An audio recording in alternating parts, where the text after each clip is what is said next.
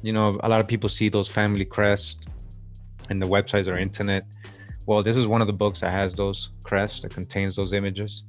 I have the other books, probably showed in other videos. This is the crest of Great Britain and Ireland, Dominion of Canada, India, and Australasia. Australasia, derived from best authorities and family records. All right, this is an official, the Fairbairns crest, family crest. All right, collection. This is one of them right here. All right, the Archer. Now, if you go to the book, you can see what family it is. Number 5, it'll tell you in the book. You can go check it out. All right. These ain't slaves. These are family crest, you know.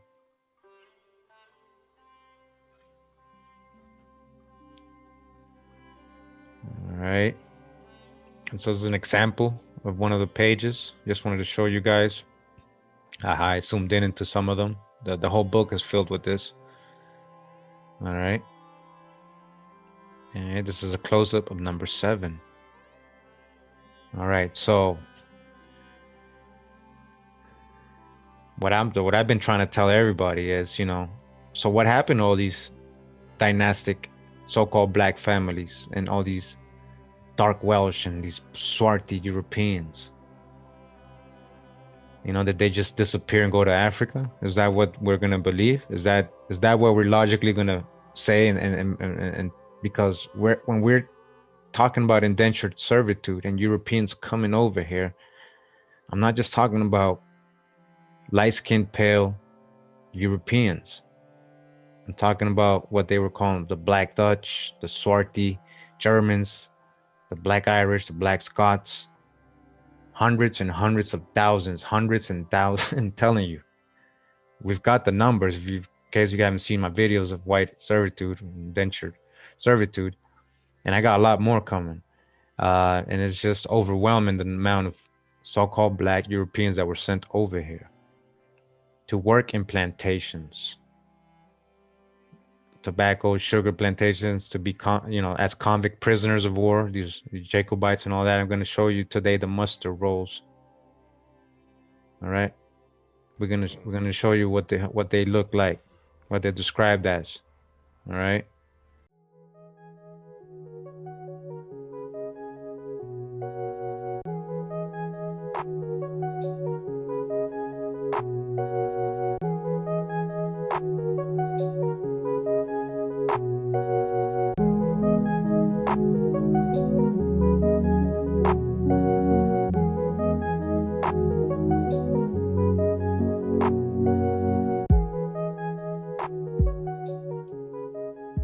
a very famous family crest book of Great Britain. All right. And so again, this is what you find in this book, different crests. All right. And we're going to zoom into a couple of them again. All right. Now, when I be saying, do you remember who you are? All right. We're all in the journey, right? We're all learning. I'm a student too. Doesn't mean I got all the answers just because I got all these videos and I'm reading all these books. I'm continuing to learn, and I'm starting to see a bigger picture here. A real bigger picture. All right. And I hope that everybody understands what I'm saying and showing. This is another crest right here. Yes, these crests are associated to surnames. So again, but I just wanted to go straight to the source, because a lot of people, would say, well, how do we know that's real? And we got this from the archives. They scanned that book. The seals are open. Was this the triune? Number 14. This means something though. All right. Again, this is what it looks like. Again, this is the Royal Book of Crests of Great Britain and Ireland, Dominion of Canada, India, and Australasia, derived from the best authorities and family records by James Fairbairn. All right, 1883. 1883. Now, this book is a description of the Western Islands of Scotland, containing full account of their situation. Let me see. Extent, soils, product, Harper's Bay. All right, and it keeps going. So this is from Martin, I believe his name is. Yeah, and from 1716. All right, this book is from 1716. You can find it on archive.org. It says the inhabitants of this isle are generally well proportioned, and their complexion is for most part black. And this is a crest, right? This is an example. I threw this in there. This is the coat of arms of Ivy William, 1485. The Ivy family. In the same book, a description of the Western Islands of Scotland. And we're talking about the Isle of Arran, or the island of Arran. It says the inhabitants of this isle are well proportioned, generally brown, and some of black complexion. They enjoy a good state of health and have a genius for all callings or employ. All right, brown or black complexion. In the Isle of Gigay, says the inhabitants are all Protestants. All right, Protestants. Remember that, Protestant. I've been tell you guys when I say Protestants, because a lot of the times I'll be like, oh, we had a shipload of Protestants come from Ireland or whatever. And we just, a bunch of white people, right? That's what we're all assuming. And that's what I'm trying to help break that spell. The inhabitants are all Protestants and speak the Irish tongue generally, there being but a few that speak English. They are grave and reserved in their conversation. They are accustomed not to bury on Friday. They are fair or brown in complexion and use the same diet that is made use of the adjacent continent isles. All right. It says about a league further of the south. All right, so this is about the island of Judah. It almost sounds like the island of Judah. Just replace the R with a D. Judah. Says the natives here are very well proportioned, being generally black of complexion and free from bodily imperfections. They speak the Irish language and wear the plaid bonnet as other islanders. All right, the plaid. All right, they made that up. That's that plaid clothing. It says the cattle bred here are cows, the horses, sheep, and all those sides. The inhabitants are generally well proportioned and of a black complexion. They speak only the Irish tongue. Black complexion, right? In Judah, the island of Jura. It says origin of the Anglo-Saxon race, a study of the settlement of England and the tribal origin of the Old English people, by the late Thomas William Shore, author of a history of Hampshire, etc., honorary secretary, London and Middlesex Archaeological Society, honorary organizing secretary of the Hampshire Field Club and Archaeological Society, edited by his sons T.W. Shore and L.E. Shore. All right, this is from 1906. So it says here, chapter 7 in the same book, Our Darker Forefathers.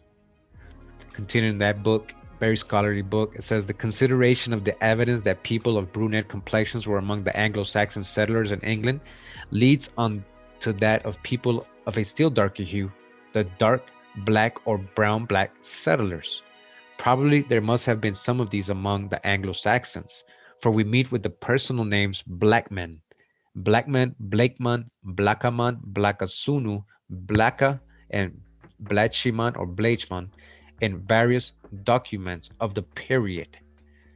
All right, Blacka was an ealdorman of Lindsey who was converted by Paulinius. Blackman was the son of Eldric, a descendant of Ida, ancestor of Elhred, king of Bernicia, and so on. The same kind of evidence is met with among the oldest place names. Blackenberg is mentioned in Anglo-Saxon charter. There's another old word used by the Anglo-Saxons to denote black or brown black, the word swart. All right, we know that, the Swarthy, right, swart. The personal name Stuart or Suart may have been derived from this word. They're saying Stuart, right, the Stuarts, Swart, which means black. So this word may be derived from that and may have originally denoted people of a dark brown or black complexion. Some names of this kind are mentioned in the Domesday Record of Buckinghamshire and Lincolnshire. These may be of Scandinavian origin, for the Ikinami or nickname Swarthy is found in the Northern Sagas. Halfdan the Black was the name of King of Norway, who died in 863. The so-called black men of the Anglo-Saxon period probably included some of the darker Wendish people among them, immigrants or descendants of people of the same race as the ancestors of the Sorbs of Lausatia. All right, so I know I'm reading and I hope people's understanding, but letting us know that there was black Anglo-Saxon. As late as time of the Domesday Survey, we meet with records of people apparently named after their dark complexions. In Buckinghamshire, Blakeshiman, Swartinus, the Swartiness, right? And others are mentioned in Sussex, one named Black in Suffolk, Blackemanus and Swartikungus, and others at Lincoln. The invasion of the coast of the British Isles by the Vikings of a dark or black complexion rests on historical evidence which is too circumstantial to admit of doubt. All right, this scholar from all these historical societies is letting you know black Vikings, right? Dark-skinned Vikings. There's too much historical evidence, which is too circumstantial to admit of doubt. All right, he's already letting you know it's too much evidence. But but but what happened throughout history? What did they teach us? All the circumstantial evidence that he knew about. This is from the 1800s, right? So why didn't they teach us that there were black Vikings? Why did they always show us white Vikings? All right, in the Irish annals, the black Vikings are called Dub Gentí or black Gentiles. These black Gentiles on some occasions fought against other plunderers of the Irish coast known as the Fair Gentiles, who can hardly have been others than the Fair Danes or Northmen. In the year 851, yeah. Oh, I just wanted to point out that you might be mindful that anybody who's following you, that the word Gentile only means somebody who does not believe the way, doesn't believe the same name as the person that they're invading, or the invader doesn't believe. That's what, so they call one another Gentiles or pagans. Yeah, exactly. That's from the view of what somebody would call a Hebrew, right? What they would call a Gentile, depending on what they're saying. We'd have to analyze who's saying what, right? Real talk, real talk. And then it says here that they're saying that it might be the Fair Danes they encountered in the year 851. The Black Gentiles came to Athcliath, Dublin. Example, Dublin. So that's the name, Dublin. In 852, we are told that 8 ships of the Finn Genti arrived. We're talking about Black Vikings, and fought against the Dub Genti for 3 days, and that the Dub Genti were victorious. The Black Vikings appear at this time to have had a settlement in or close to Dublin. and during the 9th century were much in evidence on the Irish coast. In 877, a great battle was fought at Loch Cuan between them and the fair Gentiles, in which Alban, chief of the Black Gentiles, fell. He may well have been a chieftain of the race of the northern Sorbs of the Mecklenburg coast. Domesday Book tells us housecarls in Buckinghamshire and a people who bore such names as Swarting, Sewart or Suan, Suart, and Swart among its landholders, and it is difficult to avoid the conclusion that such names refer to people of dark complexions. All right. If they got last names like Seward, Stuart, Seward, all right, it's hard to avoid that they have dark complexions. All right. And what does it say here? Family names from the Irish, Anglo-Saxon, Anglo-Norman, and Scotch, considered in relations to their etymology, with brief remarks of the history and languages, peoples to whom we are indebted for their origin, by Thomas G. Gentry. This is from 1892. This guy is author of Life Histories of Birds of Assyrian, Pennsylvania, The House of Sparrow, Notes and Eggs on Bird. All right, so he's a bird specialist, but he also does this on the side. Now it says here, Deaver, originally Duber, from Dub, which means black. Dub, black. Like Dublin, the city of Dublin is the city of black. Dub, man, a dark complexioned man. Dubur, Duibur, Dub, a dark complexioned man. Deegan. All right. And says here, Deflin, Dub, black, Lynn, marsh, or swamp. Just like moor also means swamp, a wasteland. That's another definition for moor. Just like Dub also means a marsh, because you know what? A lot of these dark-skinned people were living along marshes, and it was becoming associated to them as well. So the word meant a lot more than just meaning a wasteland or a marsh. All right. Dub, and we're gonna get to that either today or tomorrow. So Dub, black, Lynn, and marsh swamp. Said Dub, Duffy. Duffy is also like Duff, Dub, pronounced Dub or Dupe or black. Dub, black, an individual, a black person, a black dub. All right. Dougal or Douglas, right? Douglas, right? Douglas, from black, dark, glass, green, gray, dark green, dark gray. Dougal. So Douglas means black too. Douglas. Dougal, from dub, black, gal, stranger, a black stranger. Dougal from the same roots. All right. And it says here, Dub. We already know what? Dub, black. Black. King of Scotland, black. What do they mean? Black. Nobody's named Black. His name was Dub Mac Mail Colum, or the Black Mac Mail Colum. Let's not forget the movie that the brother played in called King of Scotland, that was played by Forrest Whitaker. You remember? Yeah, the new King of Scotland or something like that. Yeah, which was played by Forrest Whitaker. Yeah. In the movie, he's an African king, but he's called the King of Scotland because of his relation with family members from Scotland. Exactly. There you go. Subliminal Hollywood. You already know the Hollywood. Because it's reality. Dub, King of Scotland. Black, King of Scotland. Dub, Mac Mill. What? Dub, Mac Mill, Coulon. What? Sometimes anglicized as Duff Mac Malcolm. Called then the Vehement, the Niger. The Black was king of Alba. He was son of Malcolm I and succeeded to the throne when Indulf was killed. Well, we already know Malcolm. What kind of name that is? Right? Son of Malcolm.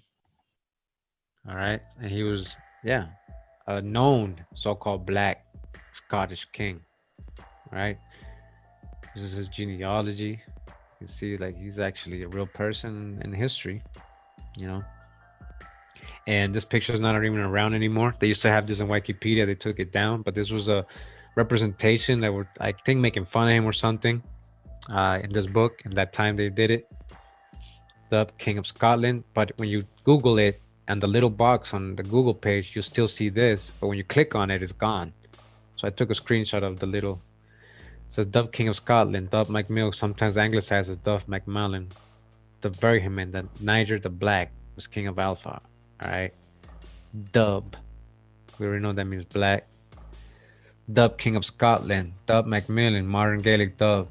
Sometimes anglicized as Dub Macmillan. Alright, was king of Alba. He was the son of Malcolm. We got that. The history of legend of Scotland confirmed the existence of purely black people. We see one of them in the person of Kenneth the Niger. During the 10th century, Kenneth the Niger ruled over 3 provinces in the Scottish Highlands. The archaeologist and writer David McRitchie declared that the Moors dominated Scotland as late as the time of the Saxon kings. He stated with scholarly authority, so late as the 10th century, 3 of these provinces of Scotland were wholly black, and the supreme ruler of these became, for a time, the paramount king of the transmarine Scotland. We see one of the black people, the Moors of the Romans, in the person of King of Alban of the 10th century. History knows him as Kenneth, sometimes as Dub, as the Niger. We know as historic fact that a Niger Valdu has lived and reigned over certain black divisions of our islands, and probably white divisions also, and that a race known as the Sons of the Black succeeded him in history. All right, so now we're in this book. Thought it was a great find. It's called Memoirs of the Secret Service of John Mackay during the reigns of King William, Queen Anne, and King George I, including also the true secret history of the rise, promotions of the English and Scots nobility, officers, civil, military, naval, and other persons of distinction from the Revolution in their respective characters at large, drawn up by Mr. Mackay, pursuant to the direction of Her Royal Highness and the Princess Sophia. I published from his original manuscript and attested by his son Spring Mackay, Esquire, the second edition. And this is printed in 1733. All right, this is the Roman numeral 1733. So this is the author of the book, John Mackay. Again, we're at the Oxford Dictionary of National Biography. This is actually a PDF. There's so many volumes, but they have an online version, but you need access to it with a university. But either way, it says that he's a writer, a spy. All right, a spy.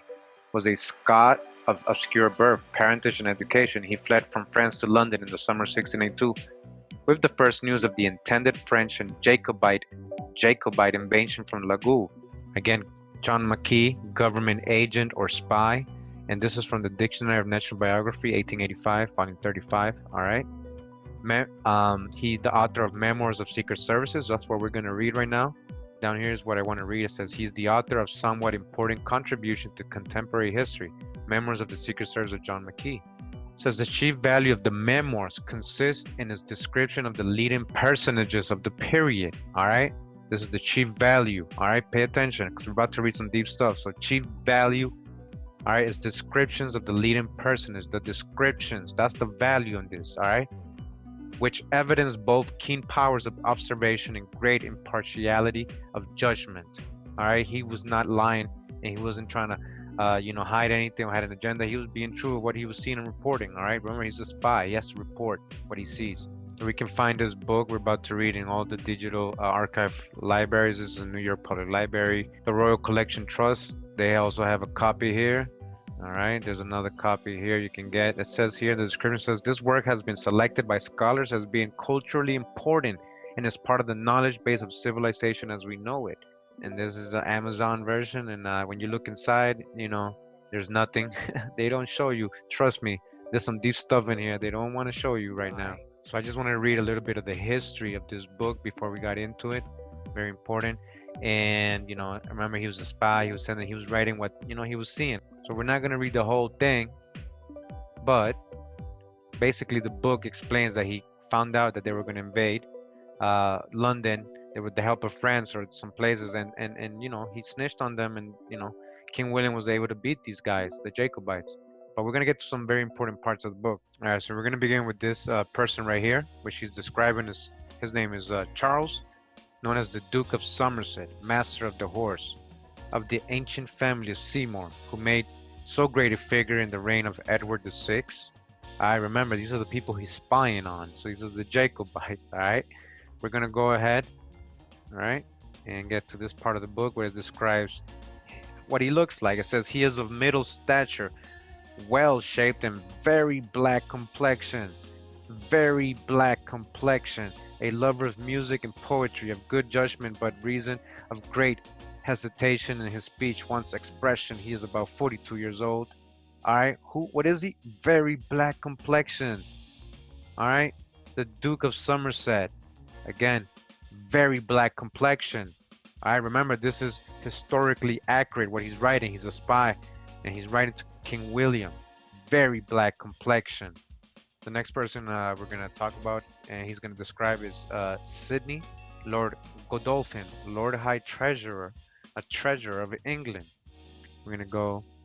All right, so it talks about him. It says he has an admirable, clear understanding of slow speech with an awful serious deportment, thus more than he promises, an enemy to flattery, show and violence of very hard access, but that being equally deemed to all degrees of people, makes it supportable, of a low stature, thin, with a very black and stern countenance, near 60 years old. All right, he's very what? Very black. All right, the next person here is Daniel, Earl of Nottingham, Secretary of State. It says that he has also the exterior air of business and application enough to make him very capable, and his habit and manners very formal. A tall, thin, very black man. He's a very black man, like a Spaniard or a Jew, about 50 years old, like a Spaniard Moor, or like a Jew, like a Moor. He was a very black man, a very black expression, right? To these books by Lee Cummins. A lot of you've seen his books, you know, The Negro Question, and there's like about 6, 7, 8 parts. The world history that is being taught in the classrooms omit the existence of the Black Scots, Black Irish, Black Brits, Black Italians, Black French, or Black Europeans that were sold directly into the American slave plantations. Again, what I've been saying, who was really coming in over here in ships by the thousands and thousands and thousands? That was Europeans, both black and pale-skinned Europeans. Not just black, all right? But also not just white. So it says here, the Scottish kings of England. All right, so here he has a picture of King James. All right.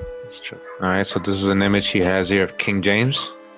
All right, so he got a little curly hair and stuff. So they're showing here. So James, by the grace of God, King of England. All right. He says, I know that this image of a black King James can be a little confusing because of your Western education, but this is the truth that is known by the rich and the elite in the world.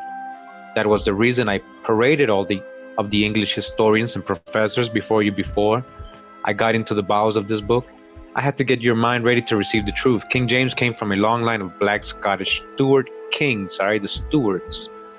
343 years of rulership in Scotland. The Stuarts not only ruled in Scotland, they ruled France, Spain, and Ireland, and England, Britain, and Wales.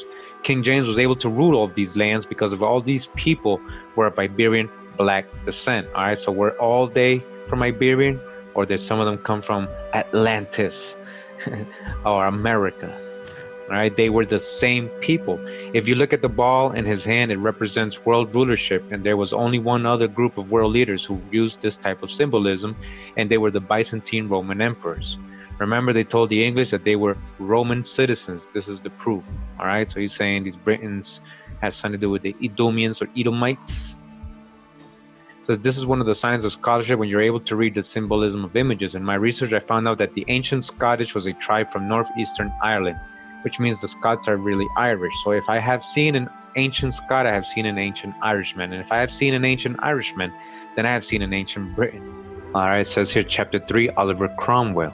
It says, history records that after the execution of Charles I of Scotland and England, that Oliver Cromwell invaded Scotland, killed 4,000 men and took 10,000 captive. For some inexplicable reason, it took Cromwell 1 year to end the war in Scotland. What I do know, and I am certain of, is that he deported the Scots to American colonies. These black Europeans were sent to Barbados, Boston, Charlestown, Cambridge, Concord, Hingham, Ipswich, Virginia, Newark, and the southern plantations. transportations. All right, we got this again, the primary sources of this real history on my previous videos of white servitude and black masters. Check it out, it's 4 parts so far. These are the facts. Ladies and gentlemen, these Scottish blacks are among us in the Americas, and we are ignorant of their existence as well as they are. Listen to what he's saying. It has been reported that in the African American community, so-called African American, right, a lot of blacks have Scottish and Irish last names. It's very interesting book because it correlates with what we've been learning. All right, and again, we're not here to like basically try to debate. We're not trying to debate what we already know to be true. We're not trying to debate people who want to be stuck in a story, right? Like in a storyline, would never show any sources, never, or if their personal history is that, you know, that's their personal history. That doesn't mean everybody else's history is that, you know. So, you know, come with respect. We're not here to play games and be sarcastic or anything. We're here to build and learn. And you know, if you want to present some sources, you know, you're free to do your own video so we can look at the information and verify it ourselves with the sources that you present, you know, so we could see if it's you know, legit or what it is, if it's just, you know, fairy tales or what, you know. But yeah, well, we just, you know, always got to talk sources. Now, I got this book right here.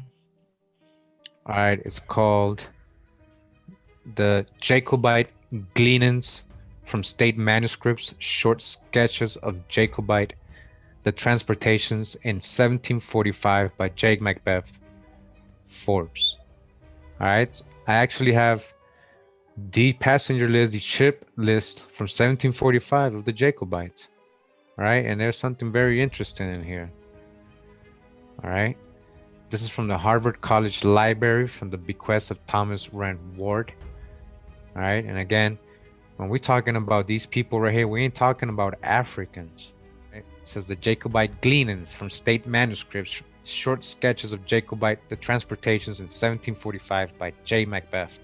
An exact list and description of 150 rebel prisoners shipped at Liverpool on board the veteran John Rickey, master for the Leeward Islands, which were taken near Antigua the 28th June last by the diamond privateer Paul Marcelli, commander, and carried into Martinico the 30th June of 1747. All right, what are we going to see here? The passenger list of all these prisoners, Jacobites. Now let's see, it says name, age, profession, the county, the statute, remarks, so any other thing, right? And number 1, just for example, we're going to start with number 1. It says Robert Adam, 18. He was 18. He was a laborer. County, he's from Stirling. He was 5 feet 1 inch, very short. He's brown. He's brown. Smooth face, right? He's brown. All right? He's brown. William Bell, 46 Weaver, Berwick, 5'4". He's black with curled hair. He's strong made. All right? Douglas Dougal or Dougal. We already know about Dougal. Dougal Campbell, servant. Lochaber, 5'4". He's also brown complexion. Well made and ruddy. Brown complexion. Alex Catana, 17. All right, young. These are young. Miller, Bandanok. All right, he's from Bandanok. He's 5'5". He's black, ruddy. Black, ruddy. All right. A lot of you is probably still saying, well, that probably means white. Well, we'll see. All right, we'll see. Dougal Campbell, Dougal, Douglas, Dougal, Swarthy, right? He's a servant. Argyle. He's 5'5", 1/4. He's brown also. And also ruddy, healthy, well made and ruddy, it says, I guess. Alex Campbell. All right, we already know about the Campbells. We just read that, right? 18. He's a laborer. Inverness, 5'4". He's pock-pitted. He's pock-pitted, whatever that means. John Campbell, he's 20. He's 5'2". He's Swarthy. All right, he's Swarthy. There's no saying, oh, well, that black means, no, Swarthy. He's Swarthy. Alex Cameroon, he's well made. He's Swarthy because this doo-doo, brown, Swarthy, brown pock-picket. Oh, I guess so. These are all brown people. See that? The D.O. is ditto. All right. William Dickinson, red-haired, thick-set, and healthy. Alex Davidson, he's ruddy and slim-made. Andrew Edwards, he's black, well-made, strong. All right. Alex Goodbrand, All right, so I want you to see all these people, right? All these people. Look at the names: brown, black, brown, black, thin, black, black, brown, ditto, ditto, ditto, and so on, and so on, and so on. Do you see any of your last names here? These are Jacobites. You understand what a Jacobite is? Huh? This is a long list. I'm trying to tell you. All right, I'm going to show you, son. Donald McGillis, McDonald, McDougal. All right, Muck. We already know what all that means. McDonald, McKee, Daniel McKee.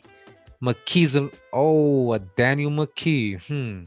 Remember that for a future video. All right, Daniel McKee. The McKees. Who's McKees? What does that have to do with a first person to own what you call it, property and apartments and like project style kind of buildings? Is a McKee. He was a McKee. All right.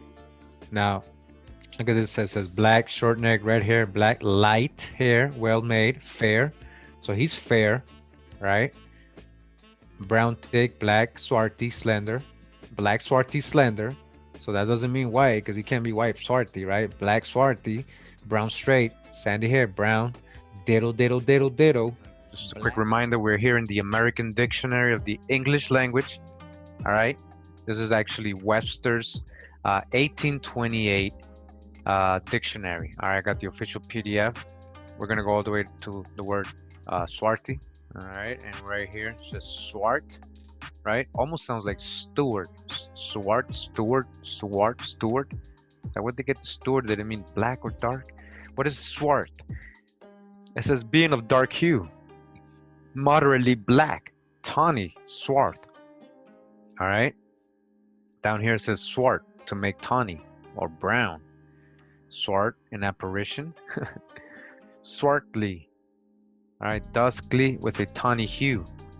It says swartness, tawniness, a dusky or dark complexion.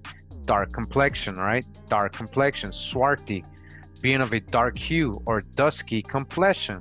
Tawny, in warm climates, the complexion of man is universally what? Swarthy or what? Black in warm climates. Is there only warm climates in Africa? No, we have warm climates all over the world, right?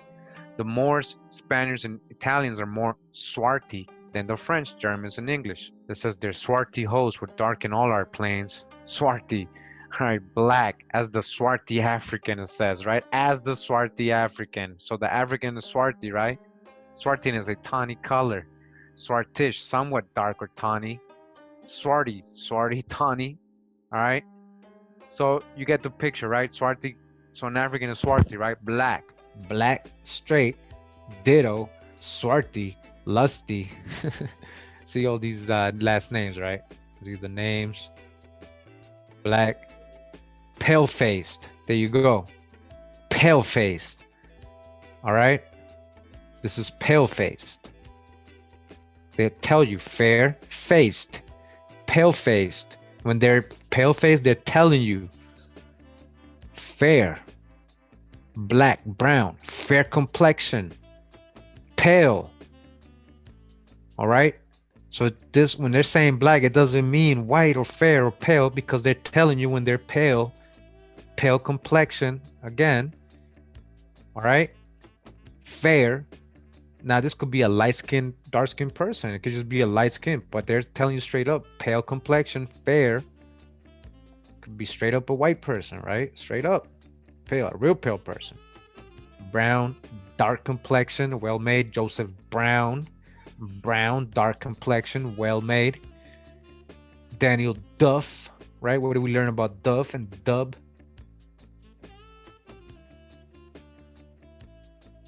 All right, dark hair, healthy, brown, sickly. Wow, he don't sound good. Well-made, brown complexion. All right, pale hair, sickly, dark visage, strong, healthy. Pale complexion. All right, this guy's pale, James Mann. All right, and the list continues. There's a long list here. Remember how much they had? Dark complexion. dark. So what is the pattern we're seeing here? If anybody has noticed already, I would ask my daughter, what is the pattern? She would say, well, they're all dark. They're all brown. I'm like, yes, exactly. It's a majority of dark complexion people here, brown complexion, Swarthy. As you can see, these are all Swarthy, dark, dark complexion, black, sturdy. Look, dark hair, brown, black, dark brown, nut brown. He's a nut brown, dark hair. He's fair, brown spring brown. Oh, look at the last names read. All right, we're not talking about Africans here just because these are dark complexion people. All right, brown, sprightly, light brown, light brown. There you go. Even when they're light brown, they're getting very specific. All right. They were probably doing that for a reason, make sure later on they'll be like, well, he's darker. Let's make him longer. Let's take, he's pale. Let's, they were taking this for a reason. Black man, brown, light brown, dark chestnut. All right, dark brown. Thomas, bold. You did kill.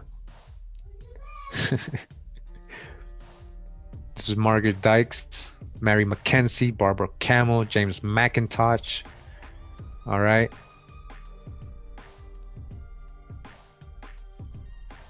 It says this description was taken by Mr. Smith at Lincoln, York, and Lancaster in October 1746. All right. Primary source. Do you understand what a primary source is? These are people from that time writing this down. All right. This is not pseudo just because it's old. So a lot of people like to use that because we're reading older books that it means pseudo, that automatically older books are lie or pseudo. And that's totally false. And when you hear that, alarm should go off right there. You should see, why is this person doing this, trying to dodge me from this information? Why is this person trying to keep me from knowing this information? This is not pseudo. This is actually in Harvard Library. It's not under the fictional aisle. I don't even think they got a, well, they probably do got a fictional aisle, like every other library, but I don't think this would be there in their fictional aisle. This is history. All right. And they don't teach people this. If they would have taught me this in school, elementary school, if they would have shown me this and said dark, Swarthy brown, I'm like, well, teacher, that sounds like a black person, teacher. What was she gonna say? They don't even got the teachers trained to rebuttal stuff like this. Teachers can't even go outside of what they read, those textbooks they're given. They don't go outside of that. But we're going straight to the primary sources. And we're not talking about Africans. All right? I'm going to read here a little bit. I don't know what it says. The list is taken from 3 different Gaos, Lincoln, York, and Lancaster. And it's likely that the first 46 prisoners whose names are all alphabetically arranged would come from Lincoln. The other names from York and Lancaster being inserted without any regard to sequence of the 135 men, 18 hailed from Perthshire, 20 from Inverness, 25 from Aberdeen, 19 from England, and 1 from Ireland. All right, so yeah, it tells you right here. Then I think right here says there was an Edinburgh writer, George Gume, age 30, marked as a black man whose color would no doubt suit the West Indies. Say what? Oh, I didn't expect that one. You hear what they just said right there? Let me go back. As to the trades represented, 55 were laborers, 11 servants, 20 weavers, 4 herdsmen, 2 gentlemen. Number 105, John Mackenzie, 22, Rothshire, well-made gentle. They had numbers. You see that? They had numbers, their property. Number 111, John Osler, 20 Lincolns, brown-haired Gentile. There was an Edinburgh writer, George Hume, age 30. He was marked as a black man whose color would no doubt suit the West Indies. Oh, he'll fit right in the West Indies. This black man. You're talking about European Jacobites, right? We're not talking about Africans. It's called Memoirs of the Secret Service of John Mackay during the reigns of King William, Queen Anne, and King George I. All right, the next person here is John, Duke of Newcastle. says, is the name of host was Earl of Clare before the Revolution. Before the Revolution, and married a daughter of the late Duke of Newcastle, who died without heirs male. King William created this gentleman a duke and gave him the garter. All right, so King William kind of hooked him up. It says here he has the best estate in England and employs most of his time in improving it. Is very covetous, yet makes a great figure at his seat in Yorkshire. Is firm for the constitution of his country, and has only one daughter, who will be the richest heiress in Europe. He is a black, all right, he is a black, ruddy complexion man, near 60 years old. Again, he is a black, ruddy complexion man. This is the next person we're going to look at. It says Charles Lennox, or Charles Lennox, Duke of Richmond. It says is the son to King Charles II by Duchess of Portsmouth, all right? Son of King Charles II. It says he is a gentleman, good-natured to a fault, very well bred, and has many valuable things in him. Is an enemy to business, very credulous, well-shaped, black complexion, much like King Charles. Not 30 years old, all right? He's black complexion, just like King Charles, his dad. King Charles was black, just like his son. Next person we're going to look at is Charles, Duke of St. Albans, all right? Who is also the son of King Charles II by Miss Gwynn. Now it says Charles, Duke of St. Albans. He is a gentleman very way de bon naturel, well bred, does not love business. He is well affected to the constitution of his country. He is a black complexion, not so tall as the Duke of Northumberland, yet very like King Charles. Turned 30 years old, all right? Black complexion. All right, we're here with Basil Fielding, the Earl of Denbigh. It says is representative of the name and family of Fielding. He was a gentleman of the horse to the prince in the reign of King William, but on the difference between the king and him, quitted that family and has a regiment of dragoons. He is a gentleman in good nature, but is one of the greatest drinkers in England. He is tall, fat, very black, and turned out 40 years old. He's very black. And we're the Earl of Kingston. All right, it says of the name and family of Pierpoint. Pierpoint has a very good estate, is very fine gentleman of good sense, well bred and a lover of the ladies, entirely in the interest of his country, makes good figures, is of black complexion, well made, not 40 years old. We got Richard, Earl of Ranelagh. Says is a peer of the kingdom of Ireland, of a great deal of wit, had originally no great estate, yet has spent more money, built more fine houses, and laid out more household furnishing and gardening than any other nobleman in England. He is a great epicure and prodigious expensive. All right, so down here it says he's a bold man and very happy in jest and repartees, and has often turned the humor of the House of Commons when they have designed to have been very severe.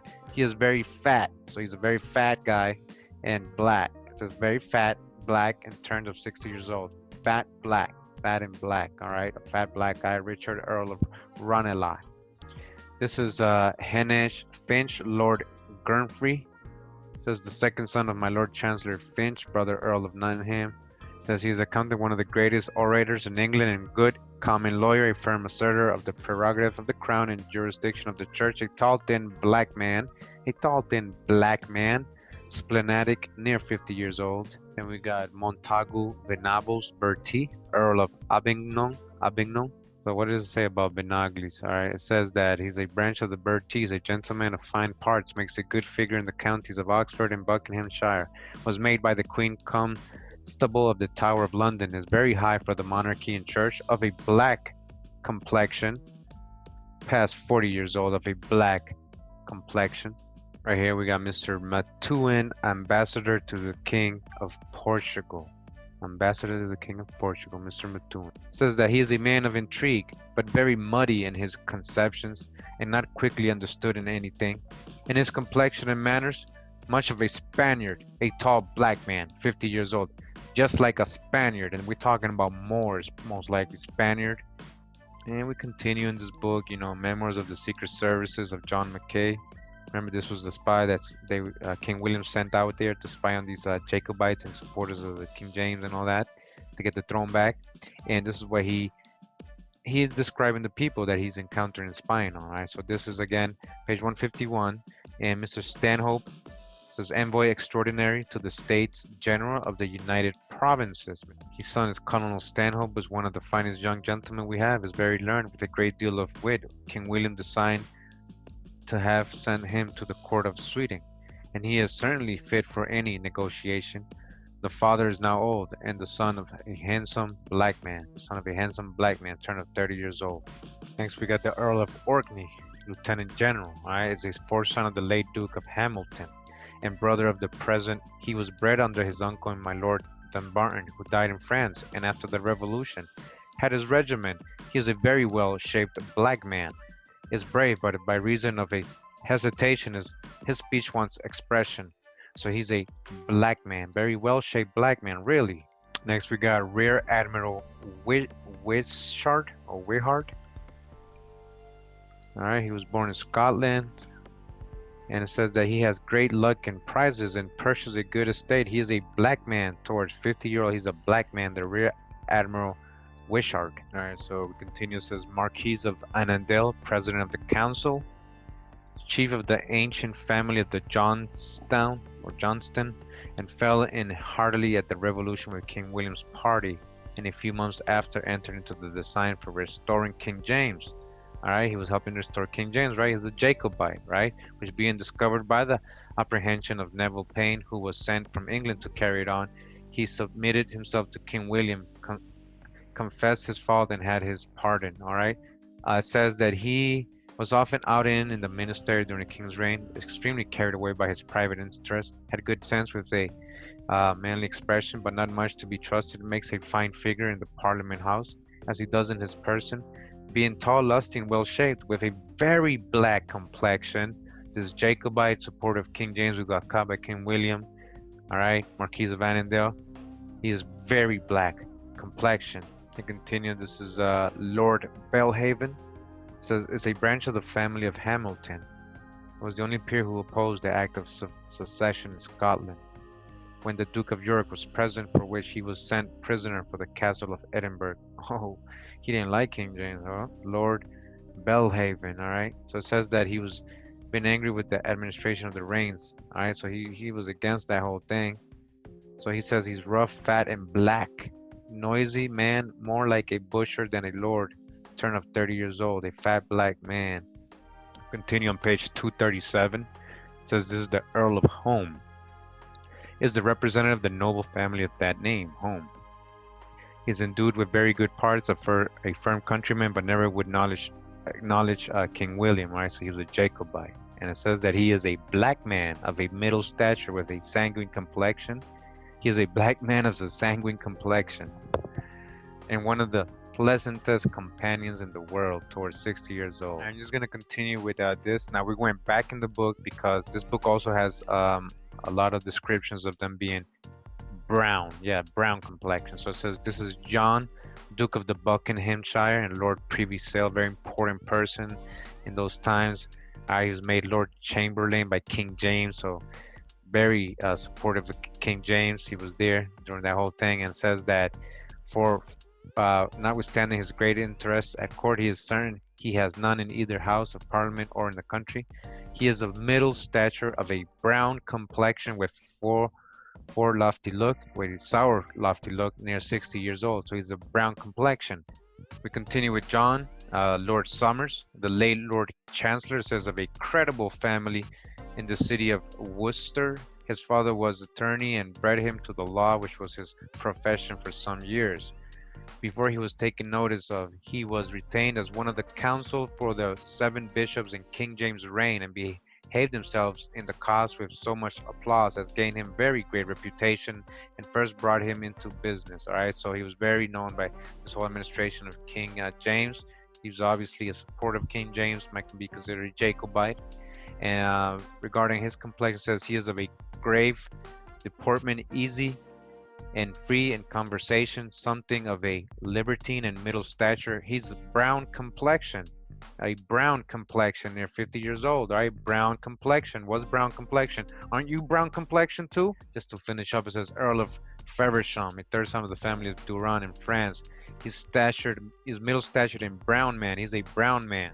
All right, now there is a great example here. I want to show you that they also have white or fair people complexion. All right, Thomas Earl of Aylesbury in this book. So it says that he is of fair complexion, right? Fair complexion. So you guys can see they're not just making everybody black or brown, right? George Lord Abergavenny, gentleman of the bedchamber to the Prince of Denmark. All right, he's a little brown man, very lovely, a little brown man. We got Robert Lord Lexington, all right, son of the Sutton, was a gentleman. It says that he is handsome, of a brown complexion, 40 years old, of a brown complexion. Robert Lord Lexington, brown complexion. Continue. We got Neville Lord Lovelace, is Lieutenant Colonel of the Horse of Guards, a very pretty gentleman of good sense and well at court, a short, fat, brown man. A short, fat, brown man. We got Ford Lord Grey of Wark, all right, his brother to the late Earl of Tankerville. He's also brown, a thin, brown, handsome man, and brown. He's also brown. We got John Lord Ashburnham, has a great estate in Suffolk and improves it, is a thin, brown man, 50 years old. He's a thin, brown man. These are all Jacobites, these brown and black men. Next, we got Sir George Rook, is of a gentleman's family in Canterbury, of no great estate, but of always well esteemed in that country. He commanded a ship at the Revolution, and it is believed if he had been in England when that happened, he would have been more zealous for his master King James than most of the Protestant captains were. His master King James, all right? It says he had the capacity to do a great deal if he pleases to apply himself to it. He is a stern-looked man of a brown complexion, well-shaped and 60 years old, brown complexion. We got James Vernon Esquire, teller of the Exchequer. This was a clerk in the secretary of King Charles II's reign, secretary of Duke of Monmouth, and at the Revolution was undersecretary of Duke of Shrewsbury. These are all Jacobites. All right, very important man here, James Vernon. And it's telling us here in this book that he is also a tall and thin, brown complexion man, all right? A brown complexion man. Now, what does Wikipedia and the internet show us? James Vernon, the executioner, this is him right here. Get a close-up of the picture. Does that look like a brown complexion man to you? That's a white man they're painting. This is not the person that they're describing. This is not the person, but look at the hair. They all got these wigs and these curly, froey, it's not even straight hair. They're trying to, like, you know, subliminally show somebody who might be ethnic or some way. All right? The real person is brown complexion. The proxy, the fake person, is this pale-faced person right here. This is not the same person. This is not the Jacobite. We got Colonel Matthew Aylmer, Vice Admiral of the Fleet. It says he commanded a ship in the reign of King James as well. This book, this person, John McKee, is telling us this person is a brown man. All right, he's a brown man, Colonel Matthew Aylmer. And again, once again, the textbook shows something else. Matthew Aylmer, the first Baron Aylmer, Royal Navy. This is what they're showing us. This is not a brown man. What do you mean by brown and black? So what was their interpretation of brown and black? Because they keep showing us pale-faced people, right? White people, white, Caucasian, white, pale-faced people. He's supposed to be a brown man. This guy's supposed to be a brown man. This guy's supposed to be a brown man. You see the hijack? Marquis of Tweedale, all right?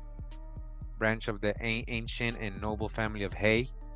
This guy is also named by the Queen to be Lord High Chancellor, a short brown man towards 60 years old, a short brown man, the Marquis of Tweedale. Next we got Andrew Fletcher of Salton, is a gentleman of the fair estate in Scotland, attended with the improvement of a good education. He was Knight of the Shire for Lothian in that parliament wherein the Duke of York was commissioner, a Jacobite. It says he has written some excellent tracts but not published in his name, and has a very fine genius, is a low, thin, brown complexion man, a brown complexion man. And this is what the internet gives us when we put his name.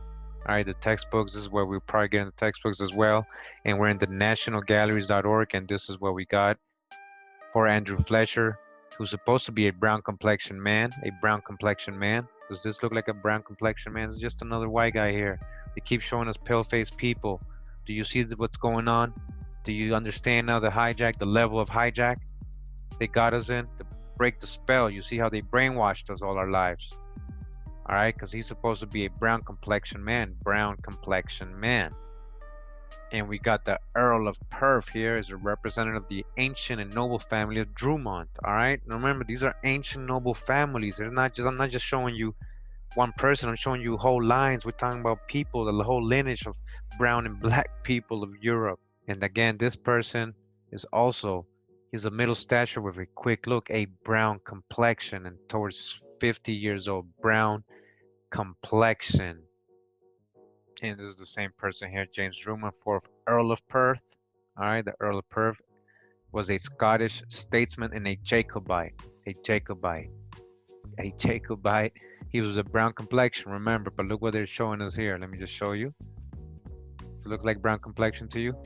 This is another website with the same person. And I just want to show you, look at this right here. Does that look like a brown complexion person to you? This is another white guy they're showing us. Another white guy they're showing us. Pale face, look at that. Brown complexion, really? A brown complexion. Does this look like brown complexion? He's so white here. Come on, he needs a tan here. And lastly, in this book regarding black or brown complexions, I didn't even look if they had Swarthy or the other complexions, but you know, I mean, they're in there probably if they are. And this is Earl of Arrow, as a representative of the ancient and noble family of Hay. Again, we already know they're dark if the other guy was the Perth as well. All right, it says he is the present Earl, has lived retired since the Revolution. He is of a brown complexion, middle stature, towards 70 years old. All right, let's go look at what the internet says or the textbook has been showing us all our lives.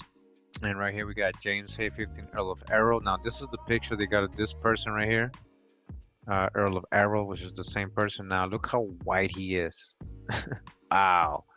Remember, there's supposed to be a brown complexion. The Earl of Arrow is spelled differently. The Hay family. A brown complexion, middle stature. All right, now with this person right here, look like brown complexion to you? We gotta dodge the hijack. This is what I've just been wanting to show you guys. Whereas they've been lying to us our whole lives, making us think that everybody who's dark skin came out of Africa, and that everything, you know, all these slaves and all these people and all these, even these Europeans were all white, but it wasn't like that. Everything's been flipped on us, all right? The whole script. So I hope this video helps, you know, bringing your awareness to this, and that we don't really know everything.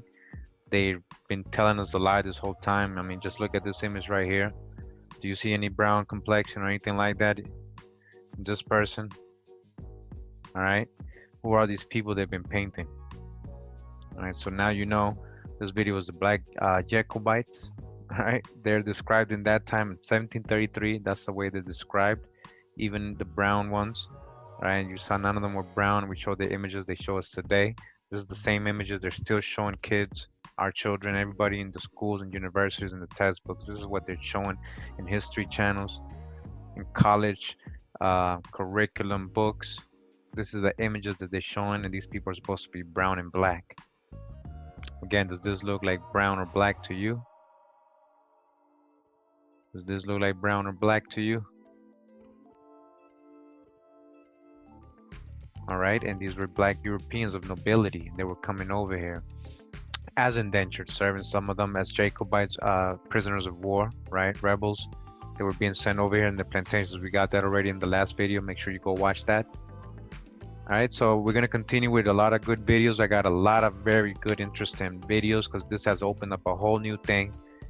All right, we think we know history, but we don't know history, and I'm about to show you guys that. I hope you guys enjoyed this video. Thank you for being here in the chat. You know, even though this was not such a long video, hope you guys liked it and you can use it for a resource and look into it further in your studies. All right, investigations. So have a good night and or a good day wherever you are. Much love and blessings. Much love and respect to everybody. Hawa. 3,000.